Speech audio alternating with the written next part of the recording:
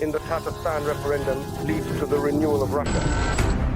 August 30 is a significant day for Russia. This is a day to remind us of its failure and artificiality. It is the day of state sovereignty of the Republic of Tatarstan, an independent state that, for reasons that remain to this very day truly and utterly incomprehensible, is still, and yet quite astonishingly, part of the fascist federation. In the constitution of the Republic of Tatarstan, which was adopted after the referendum, it was clearly stated that the Republic of Tatarstan is a sovereign state and the subject of international law. Tatarstan is absolutely formally part of the Russian Federation. In reality, their territory ended up under Russian occupation. Dear Tatars, the time has come to unite. The time has come to resist Russian imperialism. The time has come to defend our honor and dignity. The time has come to protect our nation. He goes to the baths. He goes to the baths. In fact, a state called the Russian Federation does not exist. There is a confederation of the Russian Federation and Tatarstan. Tatarstan, like other Soviet republics, adopted the Act of Independence in 1991 and declared its intention to join the CIS independently and as a founding member. Today, March 21, is a great day in Tatar history. On this day, the people of Tatarstan voted for independence. On March 21, 1992, a referendum was held in Tatarstan on the status of the Republic of Tatarstan, in which an overwhelming majority supported sovereignty and said, Sobul laptanogim, that is, arrivederci and sayonara. Baby.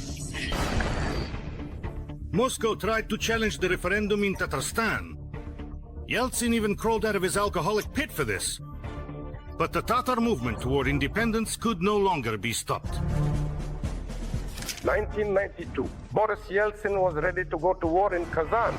That was 1992. That was the period when, after the call to all our autonomous regions to take as much sovereignty as you can swallow, our federal subjects basically started taking powers.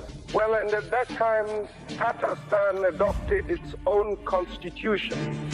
On March 31, 1992, Tatarstan refused to sign the federal treaty with Moscow. And that, for a moment, is the fundamental document of the entire Russian Reich. The turtle on which this wooden outhouse stands. Allow me, dear comrades, to congratulate you and all the citizens of multinational Tatarstan on the adoption of the new constitution of the Republic of Tatarstan. On November 30, 1992, a new constitution of the Republic of Tatarstan was introduced, in which state sovereignty was clearly enshrined in black and white. The ancient people became free once again. The constitution was drafted together with the people and with the national Tatar movement. That's probably why it turned out well for the people. All the provisions for upholding the rights of the people were included there. There was even an article in our constitution about citizenship of the Republic of Tatarstan. Yeltsin kept banging an empty shot glass on the table and shouting, "You have no right!" 3 tape recorders, 3 imported suede jackets.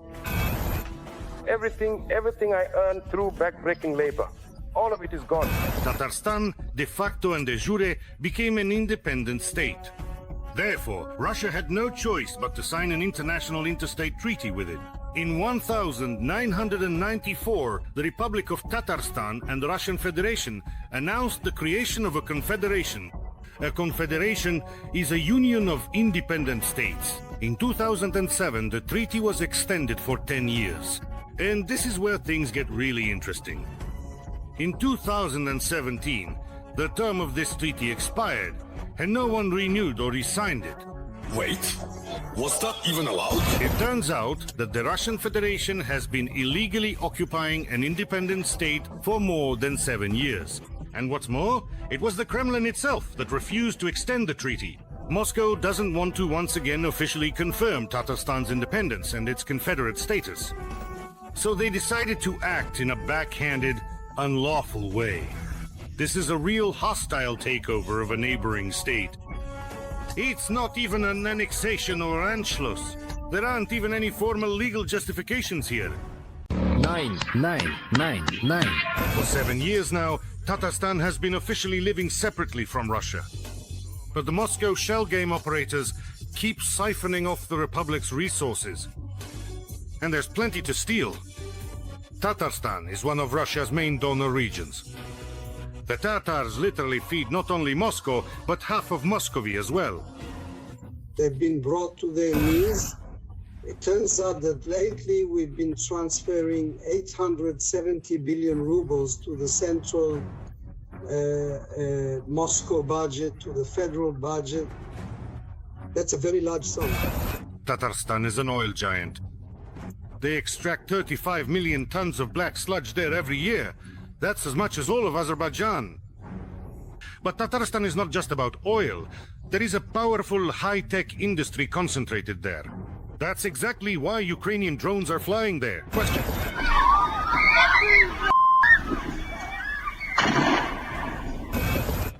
For the Tatars, do you really need this because of the ambitions of the Moscow dwarf?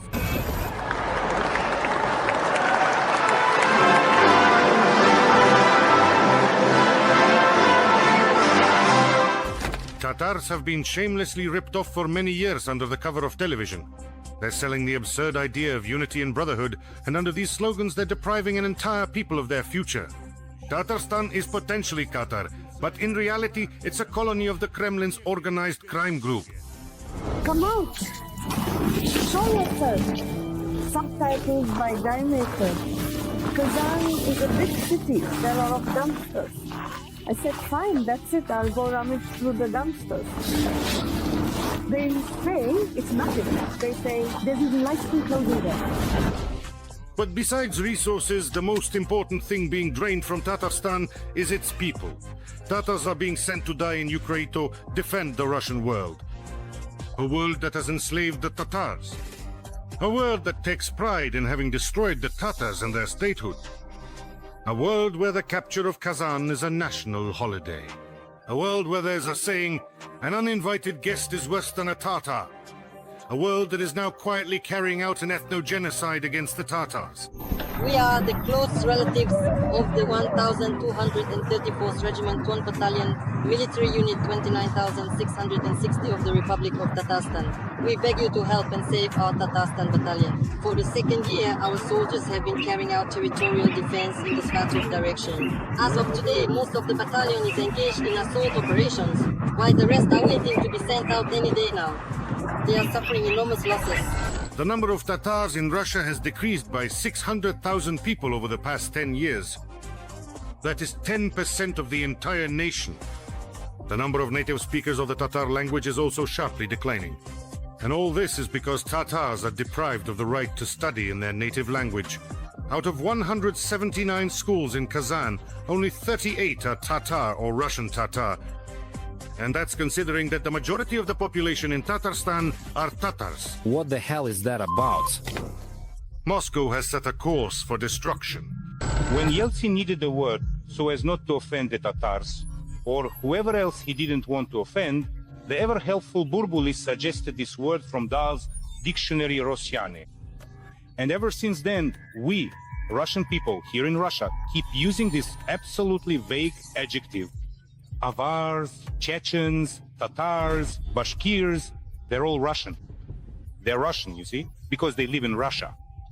Ivan the Terrible didn't, take Kazan for us to suddenly start calling ourselves Rossiane. Russia is a fascist state and doesn't even try to hide it. Through the mouths of State Duma deputies, they openly call for banning other nationalities, and Tatars first and foremost, because Tatars are the largest ethnic group in the Russian Federation after Russians. Putin even has a Tatar double. Lately, I've been getting a lot of invitations to sign up for Facebook. They say you can find anyone there. But I don't understand why I would need Facebook. But there is one big difference between Tatars and Russians. Tatars are a people, not just a population. And they can stand up for themselves. Of course, one could respond to citizen Tolstoy in kind and delving into history. Remind him who conquered whom and how many times. But why give in to provocations and add to the foolishness? Where did this primitive imperial nationalism suddenly and unexpectedly awaken in part of the Russian political elite? And this is on a state-run pro-Putin channel. The Tatars have a rich history of resistance against the Muscovites and victories over them. Once it was Kazan that collected tribute from Moscow. Tatars need to remember those glorious times and support the forces of Tatar resistance. I am a Tatar, and I am proud of that name. I stand for the Tatar nation, language, religion, and society. I am ready to fight always and everywhere. It's time for us Tatars to stop being slaves to the Russians. Enough! We must take independence into our own hands, freedom for Tatarstan, and may Almighty Allah help us. Until 2022, the All-Tatar Public Center operated in Tatarstan. Its activists demanded the implementation of the Constitution of the Republic of Tatarstan, which stipulates its independence, and also actively opposed the Kremlin's aggression in Ukraine. Naturally, this organization was declared extremist and dissolved in Russia. People who demand the enforcement of the law and an end to the war are considered extremists. Does anyone still doubt that Russia is a perverted reincarnation of the Third Reich? Hello, my name is Yulia Fatik-Ramanova. Today at the forum in the European Parliament, I am presenting a statement from Farid Zakiev, the leader of the All-Tatar Public Center, who is appealing to the European Parliament and the deputies of European countries to recognize the independence of Tatarstan. Just think about it. Russians, who have been in Tatarstan since 2017 with only nominal rights, ban Tatar organizations, restrict the Tatar language, and have complete control over the extraction of natural resources. I remember we were riding the tram. My father, as usual, was speaking to me in Tatar. Some thugs, hooligans in the back of the tram overheard us and started laughing at us, shouting things like, "If only even the terrible were here for you." Tatars, stop staying silent. Moscow is gradually taking away your country and your identity. And the most frightening thing is that it is taking your children from you, turning them into Russians, and sending them to die for Grandpa Putin. I want to sincerely express my deep gratitude to the administration of the city of Zelenotoysk for the so-called junk that they generously provided. This equipment, unfortunately, is only suitable for use as spare parts. The tires here are already cracked. One trip out and that's it, it won't come back. How is it supposed to evacuate the wounded? Where are you supposed to put them in this thing? You're just bringing shame to Tatarstan. All national republics in Russia are in danger. But Tatarstan especially, because Tatarstan is not a part of Russia, and the Tatar people at any moment, without referendums, agreements, or compromises, can send Moscow the same way as the cruiser Moskva. It's time to form strong national battalions. It's time for people who truly believe in the republic, who deeply believe in democracy, and who firmly believe in the freedom of all peoples. Now is the time to take up arms, help Ukraine, and then return home. The Tatar people must realize that they are already free. They already have independence. They just need to start using it. And right now is the perfect historical moment to do it. And Tatarstan absolutely must, without any hesitation, be the very first to officially declare its exit from the so-called racist federation. While Russia, with its entire orcish horde, is bogged down in the war with Ukraine, Tatarstan can regain its independence without a fight. And then other republics will follow Tatarstan's lead. Muscovy will collapse in a cascade like a house of cards.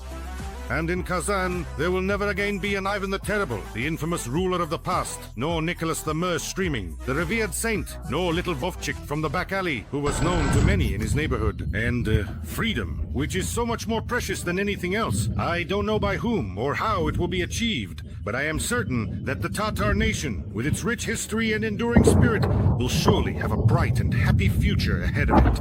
I would like to remind you that this video is created for entertainment purposes. and contains elements of satire and irony. All facts and events are presented in a hyperbolized or exaggerated form to convey a comedic or dramatic effect. Our goal is not to mislead, but to highlight humor. Please take it with a smile.